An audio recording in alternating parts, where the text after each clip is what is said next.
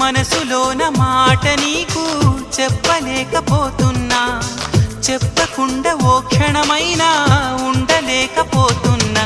ఎలా చెప్పనమ్మా నాలోని ప్రేమని